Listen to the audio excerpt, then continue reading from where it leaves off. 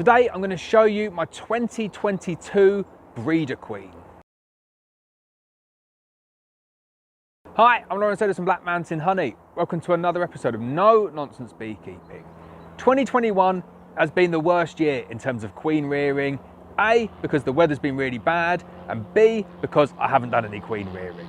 I have just been way too busy with so many other projects that I've just not got round to doing the queen rearing.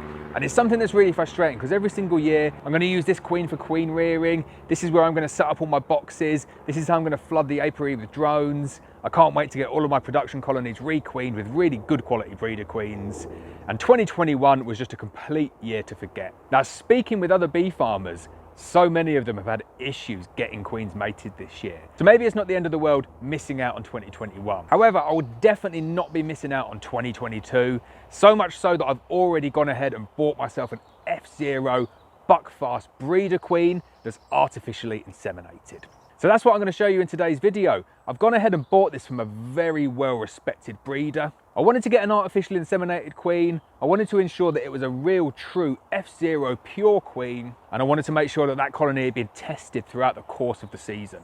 Hence why I'm getting it so late. So I'm getting it like the back end of August, after we've seen how the queen and her colony overwinter, how they build up in the spring, how gentle they are, what the spring crop's like, what the summer crop's like. And then the breeder's gone out there and picked his breeder queens from all of his artificially inseminated F0 queens. So here's my queen. She's a 2020 mated queen, marked blue, number 79. So it might seem like this queen is a little bit old, but this is what you need in order to ensure that they're fully tested. So this queen would have been mated in 2020, overwintered, come into 2021, and then we see what she's like throughout the whole of the season, give her a full season to prove herself, and then she's come to me. I'm going to overwinter her, and then I'll use her for my breeding next year. I'll keep on replacing her because these queens don't last for 5 or 6 years. Probably going to get 1 or 2 years out of this queen. I will be managing her really carefully. She's been fully tested for me already, so I don't need to put this queen into a colony and let her go wild and see how much honey they produce. The breeder has done that for me already, and I trust that the breeder has done a good job in doing that.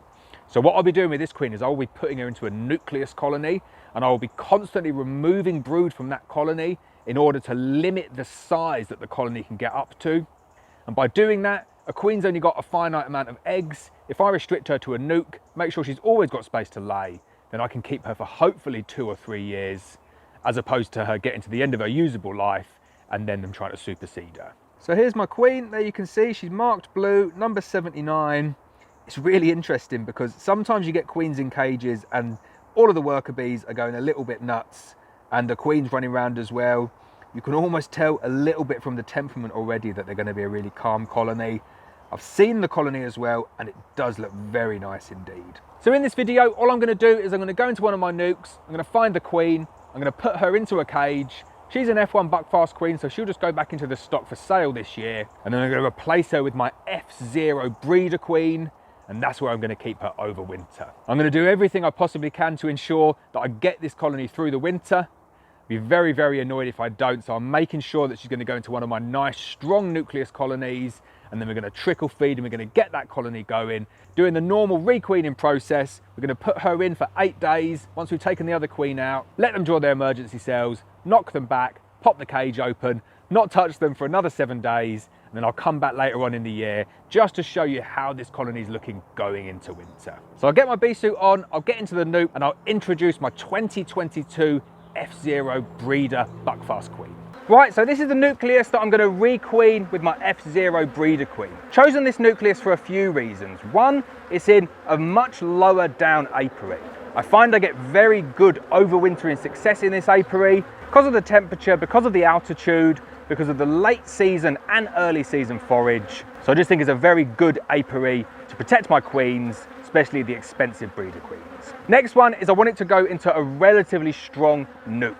I want it to be as strong as it possibly can to give it the best chance of going through winter, but I want it to be as weak as it possibly can to ensure that the queen gets accepted. So this one here is real middle of the road, probably covering 3 or 4 frames.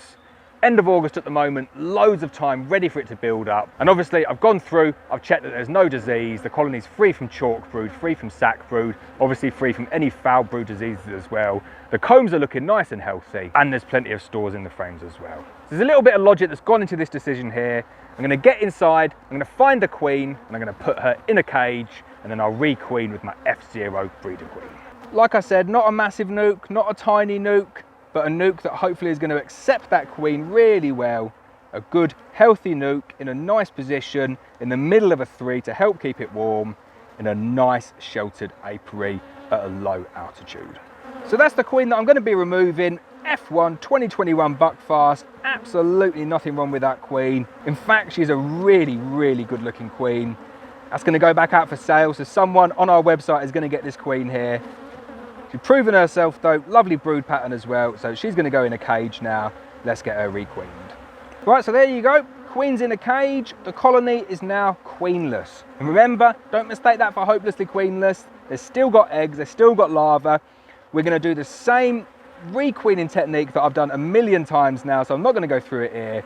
I'm going to put the sealed breeder queen in between the 2 frames of brood, leave it for 8 days, come back, knock down the emergency cells, pop the cage. 7 days later, that queen will be introduced. So I've just taken a quick look through the nuke. I was gonna add an additional frame of brood in here just to boost that colony up.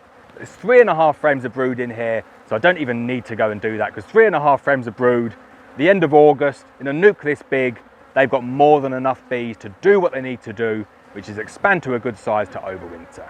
So here we go, I've got my F0 breeder queen. I'm gonna pop her in between the 2 frames of brood, away from the apivar, and I'm gonna seal them up, and I'm gonna let this colony requeen. What I'm gonna do at this point is mark the back of the nuke with the fact that it's got a very expensive queen in there. Believe it or not, you do forget where you put these queens. Make sure you get a nice oil-based pen, stick it on the back. Don't forget where you put your expensive breeder queens. So there we go, that's the end of the video. I'm so excited to see how well this queen performs into 2022. Like I said, I'm not doing any testing. That's why I've paid a lot of money for this queen, because she comes pre-tested.